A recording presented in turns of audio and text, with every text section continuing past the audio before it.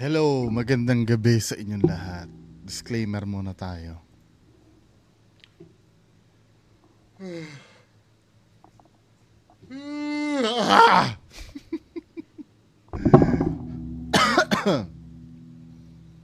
Hello, magandang gabi sa inyong lahat. Shoutout nga muna tayo, shoutout. Shoutout. Ang hinahanap ko lang na yung may word na shout ha. Maglagay kayo ng word na shout dahil finifilter ko eh. Kung ano yung mga nagpapa-shoutout para ma-shoutout. Ito lang yung tanging paraan para kahit papaano makabawi naman ako sa inyo sa panonood nyo sa akin. Pagtsatsaga nyo. So, shoutout sa Raymond Reyes. Birthday daw! Birthday! Happy birthday sa Raymond Reyes. Si Sir Arniel Domingo, hello. Michael Mateo, hello sir. Sa lahat daw ng SG sa Connor Green Hills. Green Hills, saan naman ba to? Or ano? Si Sir Carl Philippine Estrada, Butuan City, hello sir. Si Sir Usaping Mitolohiya. Ma'am or sir? Sales po from Bacoor City, Cavite. Ma'am Vivian Fernandez, hello. Annalyn Baguatan, hello po. Ma'am Lynn Tamori, hello. Sir Jeffrey de Guzman, Achilles Sabino, hello po. Tencent Fury, JP Ventura from New Jersey. Salamat sir. Wala na yatang bagyo eh, no? Sino pa ba dito? Michael Mateo uli. Sir Romeo Guinan. Sorry Sir Mateo Guinan Depositar, Caloocan City. Salamat sir sa panonood. Sir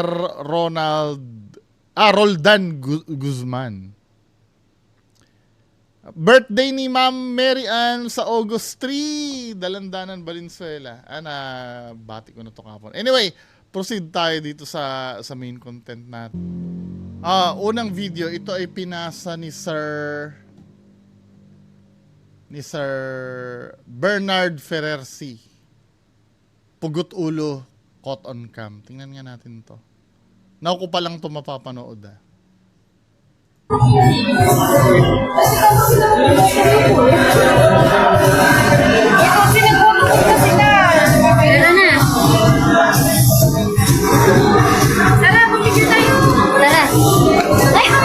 Ay, sa likod.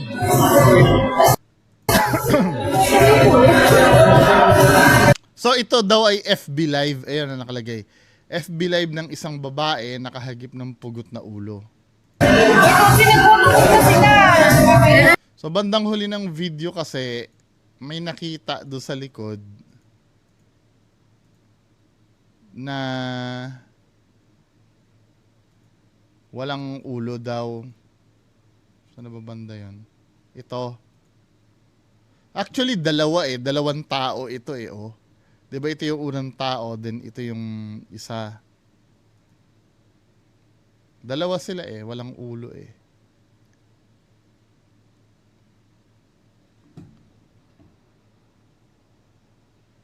I smell something fishy dito sa video na to. Diba live daw ito, no? Dito sa tagpo na ito, live ito, tama? Live. Nakalagay naman eh, FB Live. Pero itong video na to, re-upload na lang ito. Now, ito, magpapaka-skeptic ako. Hindi, malay mo, totoo naman eh. Di ba? Ibibigay ko na sa inyo yan. Kung maniniwala kayo dito, wala namang problema sa akin. Di ba? Kung maniniwala kayo dito. Pero ito lang yung mga napuna ko, no? Hindi ko naman sinasabing actually na peke. Bahala pa rin kayo. Pero ito yung napuna ko. Yung video kasi ay hindi na ito yung mismong live. Ito ay screenshot na lang. Pangalawa, Kung titingnan mo dito, may nakikita ko smudge eh. 'Di ba? Supposed to be ito dapat, ito nasa likod na to. Kung makikita nyo, no, ano ko ba? Tingnan natin sa filter. Mas makita, ay hindi. Anyway, makikita nyo dito, may nakikita kayong parang smudge sa ulo eh. Parang binura siya min eh. Hindi kasi ako, gumagamit kasi ako ng Photoshop sa trabaho. Hindi naman ako photo expert, no? Pero feeling ko kasi, may smudge siya eh. Kasi itong linya na to, dapat tuloy-tuloy ito. Ito yung continuation niya eh. Dapat ito isang straight to na ganyan. Kung makikita niyo banda dito sa ulo, may smudge siya na parang binura ito. Tapos ito pa masyadong straight yung linya nito. 'Di ba? Supposed to be may continuation siya pataas eh. Well, sa akin lang naman 'yun ano. Pero kung totoo ito, hindi ko naman sometimes may mga napagkakamalan kasing pugot ang ulo na nakatalikod lang. For example, ito no. Itong sa KMJS, ito nakunan daw na pugot ang ulo. Pero ito, halata mo kasi na na nakayuko lang siya eh. Sa kuha ng sa forma ng likod niya, 'di ba? Pa-curve. Ito, maliwanag ito na na nakayuko lamang. At kadalasan ng mga nakukuha na pugot ang ulo di umano ay laging nakatalikod. Kasi kadalasan puro nakayuko ang nakalagay. So, ito, no? Dito, straight siya, hindi siya nakayuko eh. Nakakagilalas nga naman. Pero may reservations ako kasi may naaninagan ako dito na parang shadow na kabuuan ng ulo na parang binura lang talaga siya. Ayan may smudge eh. Parang frame by frame siya eh. Tapos biglang abrupt yung pagkakatapos. Kasi kung halimbawa, nakita ng mga audience yan sa live, as much as possible, gusto mo mas mahaba yung video na makikita mo yan eh. Pero kung panonoorin mo kasi itong video, sa bagay, circumstantial lang naman itong tinutukoy ko, no? Ina-accept naman sa korte yung circumstantial. Yung direct na masasabi kong peke, I don't know. Pero kung ang mapapansin ko dito sa video na to, pag piniplay mo siya, granting ina-assume ko kasi, I do assume na ito ay in-screenshot ng audience. Dahil may nakitang pugutang ulo. Ang tanong ko naman kasi, panoorin natin video ha. Tara na. Tara, mag-video tayo. Tara. Ay, ayaw. Diba? Ang tanong ko kasi, kung may nakita kang pugot na ulo, dapat medyo tatagalan mo pa yung screenshot nun eh. Bakit abrupt yung ending?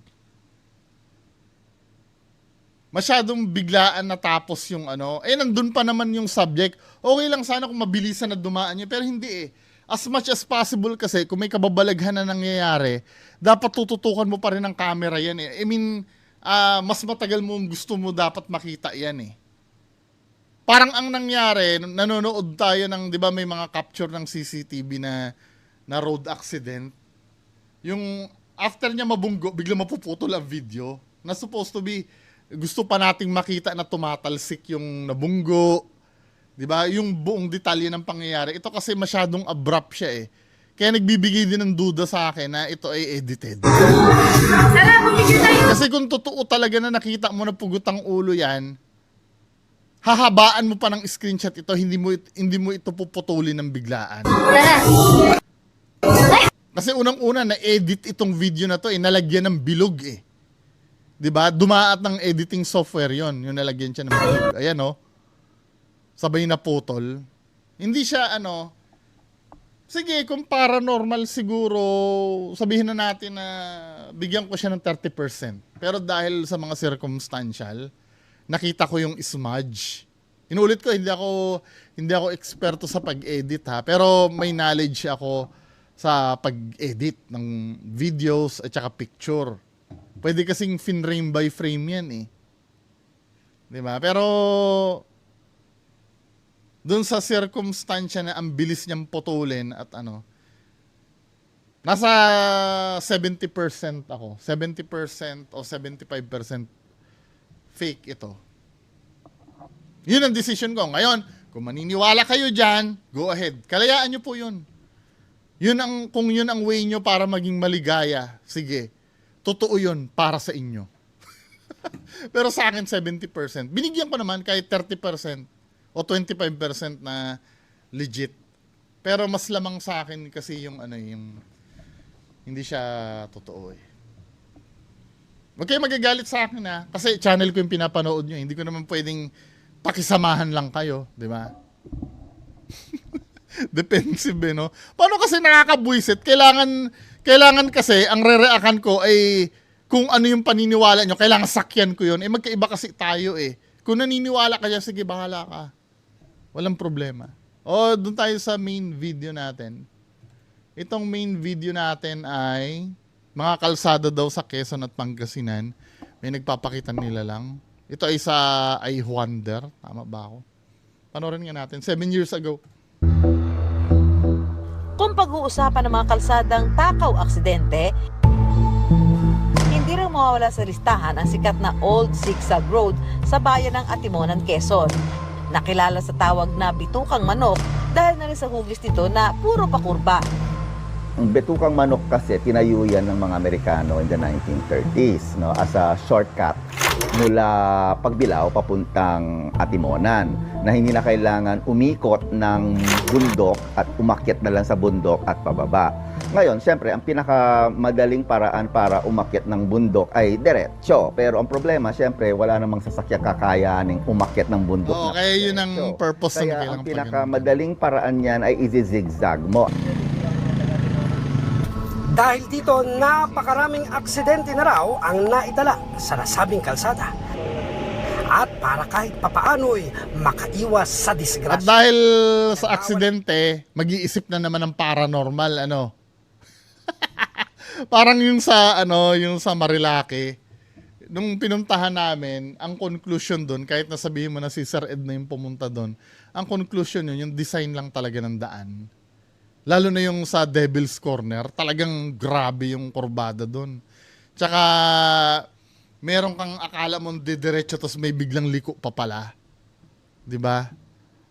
Nasa design ng kalsada din. Pagdaan dito ng mga naglalakihang sasakyan, nilagyan na rin nila ito ng mga harang sa gilid para maiwasan ang pagkakahulog sa bangin. At sa tulong ng ilang mga residente ng Atimonan, may mga nagsisilbi na ring gabay na siyang nagsisenyas sa mga motorista kung mayroon ba silang kasalubong. Isa sa kanila, ang 44 na Kaya pala yun pala yung purpose nun. sa mga motorista kung mayroon ba sila. Akala ko yung harang na to, kalat lang. Ang purpose pala ng harang na to para maghintayan sila, hindi sila yung sabay. Yun pala yung purpose nun. Pero sana, gandahan nyo man lang sana. Magtayo man lang sana. Budgetan nyo man lang sana ng parang outpost dyan o ano. Hindi yung parang ganyan na ano. Siyempre, iisipin ng tao yan. Kinalat nyo lang yan dyan, di ba? Hindi nila iisipin na yan ay pamamaraan nyo para maging safe yung daan. Ang kasalubong. Isa sa kanila, ang 44 na taong gulang na si Teresita. Nakapwesto siya sa parte ng Bitukang Manok na kung tawagin nila ay Siko. Hugis Siko kasi ang kurbang ito kung nga saan naman, madalas nakaganon. maaksidente ang mga motorista. Buong pamilya ni Teresita, halinhinang nanggagabay sa mga napapadaan sa parteng ito para ligtas silang makarating sa kanilang paroroonan. Ang hindi inakala ni Teresita na mismong anak pala niya ang madidisgrasya rito. Madali nga raw sana para kay Teresita na tanggaping aksidente lang ang sinapit ng anak.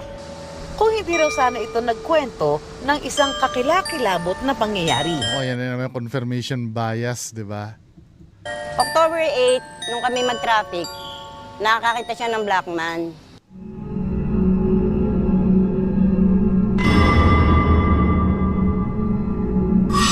Ay, pagbaba niya, sabi niya, Nay, nakakita ako ng black man. Itim na lalaki ka, tas ang mata niya, nagbabaga. Natakot ka ako, hindi pala ka narinig ni Nanay Imba, sigaw na ako ng sigaw. Tapos October 9, na dumuti silang magkuya, na-aksidente naman. Dalawa kasama niya yung Aksidente? account niya. Hindi dahil do sa black man. Hindi, granting na totoo, no? Ito dapat yung isipin natin na yung ginagawa kasi ni nanay ay pagkakaroon ng confirmation bias yan. Naghahanap na lang siya ng ng isisisi Aksidente. 'Di ba? Ito yung tatanong ko, no? Lahat ba ng na-aksidente diyan nakakita ng black man? 'Di ba? At lahat ba ng nakakita ng black man na-aksidente? I assume yung tinutukoy niyang black man, shadow man 'yun, ano? Totoo naman may ganun sa paranormal, 'di ba? Pero lahat ba ng nagkikwento na nakakita na aksidente? At lahat ba na naaksidente ay nakakita ng black man? May mga times kasi na nagkakataon lang. 'Di ba? It doesn't mean na yun na agad yung reason nun. Ano ba yung paano ka nagkaroon ng conclusion na yun na yung naging cause ng pagkamatay ng anak mo? Na-interview nyo ba yung black man? Sinabi ba ng black man na ako ang dahilan? Wala namang concrete wala namang concrete na evidence na nagsasabi na yun yung dahilan Ito ay yan ay coping mechanism na lang ng magulang. Kasi kailangan medyo meron tayong masisi kasi Kasi pag aksidente kadalasan wala namang may gusto niyan 'di ba? So parang medyo wala kang masisisi kasi pag aksidente. Pwede sisihin mo yung driver, 'di ba? Pero at the end of the day, hindi naman gusto ng driver 'yun So maghahanap ka ng may gusto nung nangyari. Baka yun na yung black man. 'Di ba? Hindi sinasabi ko lang dito yung realidad. Well, 'di ba kung parang malay mo talagang sinadya naman talaga ng black man, pero wag nating alisin sa isipan natin na sometimes talagang pure accident lang talaga. Na wala ka nang dapat sisihin na kung sino-sino.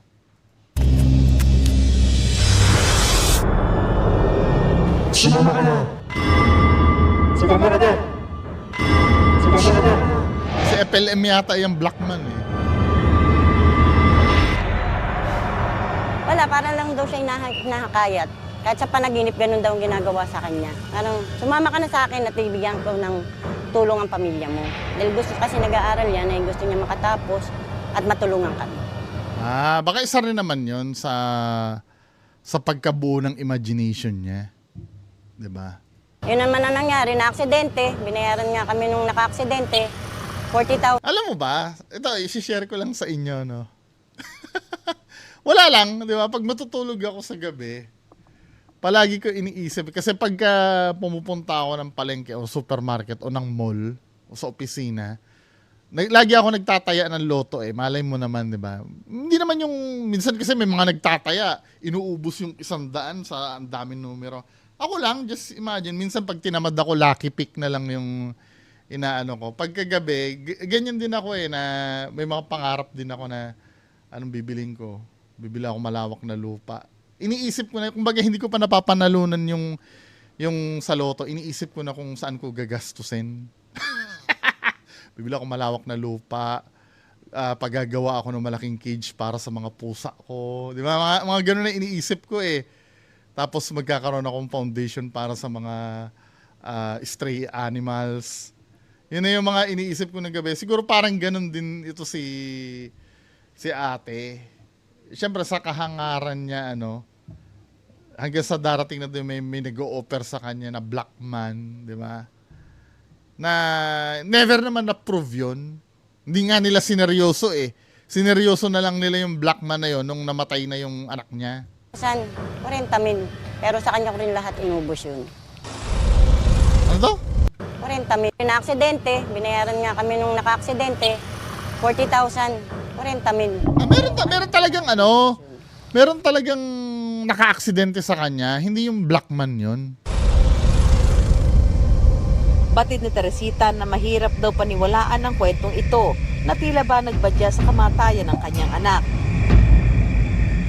Pero para sa kanya na araw-araw nakikipagpatintero kay kamatayan sa pagiging gabay sa Atimonan, wala raw mawawala kung maniniwala siya sa kwento ng sariling anak. Hindi ko na naman masisisi yun kasi way niya yun para mag-cope dun sa nangyari Di ba? Unang-una, nakipag-areglo din naman yung, hindi naman sila tinakasan o naka-aksidente. Aksidente nga, di ba? Wala ka naman dapat sisihin nun. Kaya maghahanap tayo ng sisisihin. Yung may kasalanan at yun na yung Blackman.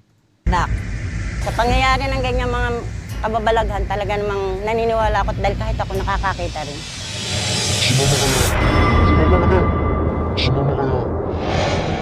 Pero kwento ni Mang Arnold na mahigit 2 dekada nang nagmamando ng traffic sa kabaan ng Bitukang Manok, hindi lang daw ang nilalang na binansagan nilang si Blackman ang nagpapakita sa mga motoristang Ano yun si Binay? napadaan dito.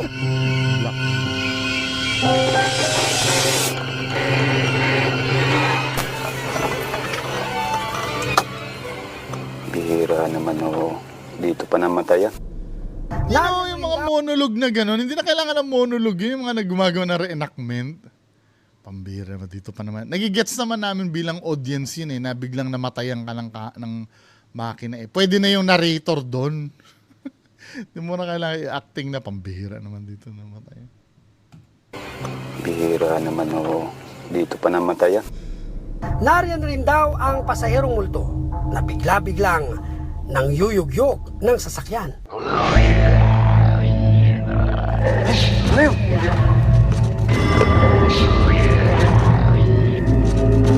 Baka naman lumindol nung time na yan.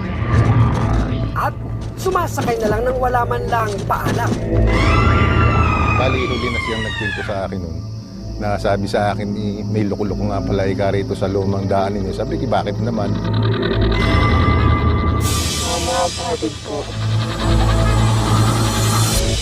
Ako ikisinakyan ng babae dyan sa pagpasok ko dito sa Sigsag.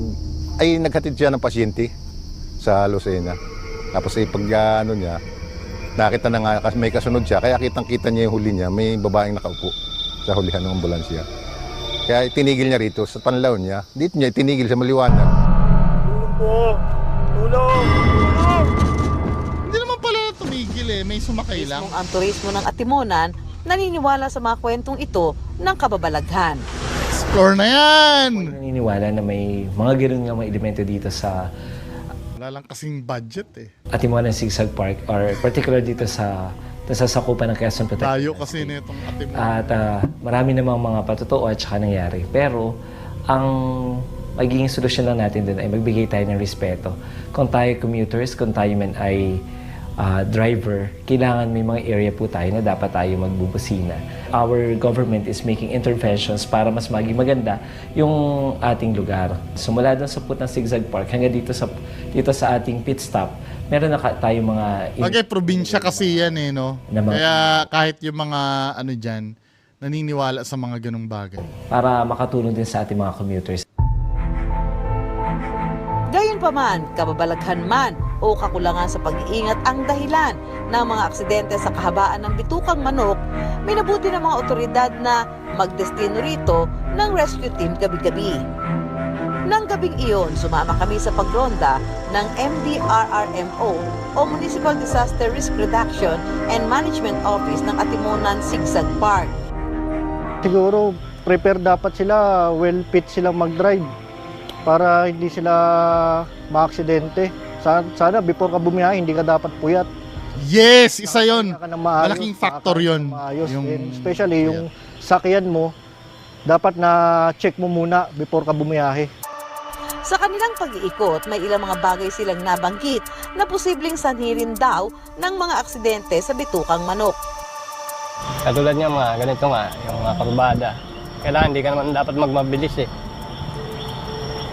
alalay ka lang lagi. Kapag po may guhit na dilaw na Kawawa naman si Blackman eh, no? Pinagbintangan. sa ating kalye, kailangan pong walang overtake.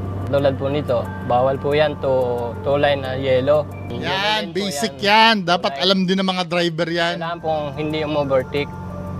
Yan po ang kalimitang accident ang mga sasakyan pag hindi natin tinupad yung guhit na yan. Madalas isinisisi ng mga naaaksidente sa bitukang manok ang biglang pagkawala ng kanilang preno, partikular na sa bahagi na kung tawagin nila ay Sorry siko. kasi. Pero hindi raw ito dahil sa kung anong kababalaghan. Dahil may explanasyon dito ang eksperto. Pagpaahon ka, may talagang ang basic nature ng physics talagang iahatak ka pababa. Diba? Kaya nga laging sanhi na aksidente dyan is ano ba ang kakayahanan nung nagmamaneho? Madalas kasi alam mo na, ang ugaling Pilipino ugod ng yabang Sasabihin lagi niya, kaya. Correct. Maski sa totoo, hindi naman kaya. Ipipilit. Problema pa yung maintenance ng sasakyan nila. So, hindi naman lahat ng sasakyan kaya yung ganung klaseng pag-ahon. Sumama ka na. Sumama ka na. Sumama ka na. Nakakapagod po.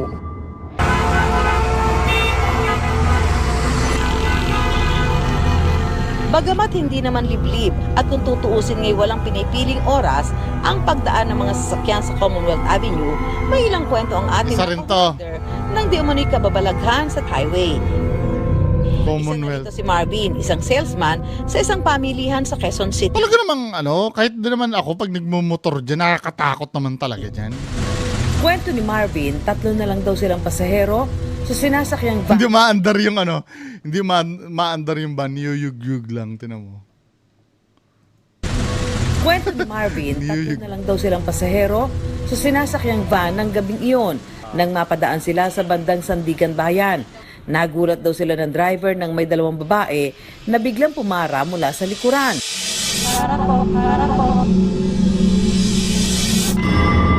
Nang silipin nila ng driver ang rearview mirror, nakita nila ang 2 babaeng tuguan sa pinakalikod ng van. Pero nang lingunin, wala naman daw nakaupo sa likod at wala ring bumabang pasahero. Nakita ko po yung 2 babae. Hindi naman po sila madungis. Naka-civilian. Pero ang ng mukha nila po, nakakatakot. May mga parang mga dugo. Ano nangyari? Parang aksidente po kasi yung nangyari. Paano mo nalaman aksidente agad? Ayon kay Father Jojo Zerudo ng Diocese of Cubao, Wala, parang siningit lang nila yun, yung part na ang yun. nakita raw ni Marvin ay hindi kaluluwa ng tao, kundi masamang espiritu na gumaya sa hitsura ng pumanaw na tao. Usually, hindi ito yung kaluluwa ng tao. Ito na yung sinasabi kadalasan, katulad nung pinag-usapan natin kagabi, no? Never na daw talaga babalik yan, biblically speaking, yung mga tao. Pero katulad ng sinabi ko, pag nag-explore kami, sinasantabi ko muna yun, yung paniniwala na yun. Ito yung mga demonyo o espiritu na dati-rati ay nakakapit sa tao. Mahirap talagang isipin na mayroong mga kaluluwa ng tao na pakalat-kalat dito sa sanlibutan. Ang paniniwala ng simbahan, immediately after death, agad sa langit o purgatorio o impyerno. Hindi naman, yung purgatory, hindi naman biblical yun eh. San ba na yung purgatorio? Wala naman pinagbatayan ng purgatorio eh. At tayo ay sabay-sabay tayong hahatulan. Wala pang pupunta ng langit o lupa. Ay, ng impyerno. 'Di ba? Yung explanation niyan pinin ko dun sa video kagabi eh. May video na si Brother Eli Soriano yata yung nag-explain. Kasi sige, pwede kasi maging bias kayo dahil si Brother Eli Soriano yung nag-explain eh. Pero yung purgatory, walang ganun eh. Saan pinagbatayan yung purgatorio? Tingnan nga natin. Dogma lang yata yung purgatorio eh. Purgatory.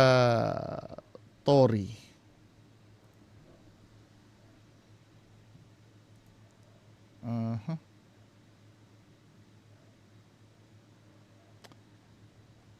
Purgatory in the Bible. Wala to sa Bible eh.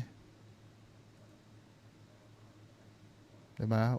While the term purgatory isn't explicitly found in the Bible, the concept of a state of purification after death for some individuals is discussed in a certain biblical passage and interpretation. Diba? Itong Macabeo na to, hindi ito hindi to part ng original na books,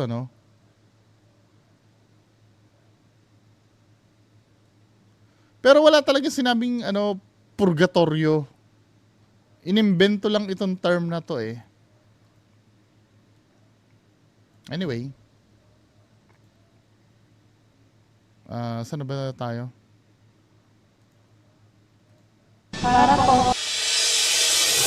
Sa probinsya naman ng Pangasinan, kinatatakutan ng mga motorista ang zigzag road sa bayan ng Sual. Shortcut na Hindi lang. sa delikado ito dahil kung tutuusin nga, kumpleto ang daan sa mga babala at pailaw. Ang kanilang pinangingilagan ang di umano'y mga multo na nagpapakita sa lugar. Ang tricycle driver na si Freddy, isa raw sa mga magpapatotoo sa kwentong ito. Malinaw pangaraw sa kanyang isipan ang nangyari 2 taon na ang nakararaan. Pangkaraniwang gabi lang daw yon ng pamamasada. Nang may isang pasaherong sumakay sa tricycle ni Freddy, nagpahatid daw ito sa zigzag road. Ano gagawin sa zigzag road ng... Pagdating sa kanilang destinasyon, biglang pumara ang babae sa isang madilim na parte. Pero nang itigil na ni Freddy ang tricycle, naglaho ang babaeng pasahero. Nung inabanti ko po dun sa may ilaw, sa may street light, dito na lang po tamaliwanag, akala ko iihi yung pasayeros ko. Yung pa nga lang medyo peke na itong istorya nito ni Kuya. Babae, iihi. Ano ba? Nag-iimbento na lang to ng I'm so sorry pero unrealistic yung yung mga palusot niya. Yung nagpumara daw, akala niya daw iihi. Ba't mo iisipin na iihi? Doon pa lang sablay na yung... Pas na nga. Babae. Nung nakarating po ako dito sa may dito na sa may high school. Akala niya daw iihi yung babae. Sa tingin mo ba iihi ang babae? Hindi, ewan ko lang, sa Pangasinan, ganun ba kayo? Na pwede kayong pumara dahil iihi ang babae? Okay lang sana kung lalaki. Pero babae, tapos lalaki yung tricycle driver. Istorya pa lang, medyo gewang na eh. Pero kung paniniwalaan nyo, kalayaan nyo po yun, no? Pupunta ko naniniwala. Bigla pong yung ulo ko parang lumaki. Tumayo yung balahibo ko na hindi ko maintindihan na po yung pakiramdam ko eh. Pero ayon sa Philippine National Police ng Sual, Pangasinan, ang mga aksidenteng nangyayari sa zigzag road hindi dahil di umano sa mga multong nagpapakita rito, kundi sa tinatawag na mechanical failure. Kadalasan dyan, naglulus yung brake nila. Kaya kung mabangga sila, pag inapakan nila yung brake, wala na yung preno ng sasakyan nila. Tapos kung minsan yung makina rin, biglang mamatay. Kaya bago sana sila umalis, checkin muna yung mga sasakyan. Kaya para siguraduhing mas ligtas ang daan, nagpadagdag din sila ng mga babala sa kabaan ng zigzag road. Pag matigas ang ulo ng driver, wala yung mga Agapay ng mga proyektong ito ng mga otoridad, may responsibilidad din ang mga motorista na maging maingat sa kalsada. Una, siguraduhin na nasa wastong kondisyon ang iba't ibang parte ng sasakyan, gaya ng gulong at preno. Ikalawa, sumunod sa batas trapiko. Ikatlo, siguruhing nakatuon ang atensyon sa pagmamaneho at hindi sa scatter. Bagay, tama. Yan ang pinaka-importante sa lahat. Pati huwag puyat. Biglang tumigil eh. Anyway, yan lang po yung ating pag-uusapan ngayong gabi. Good night.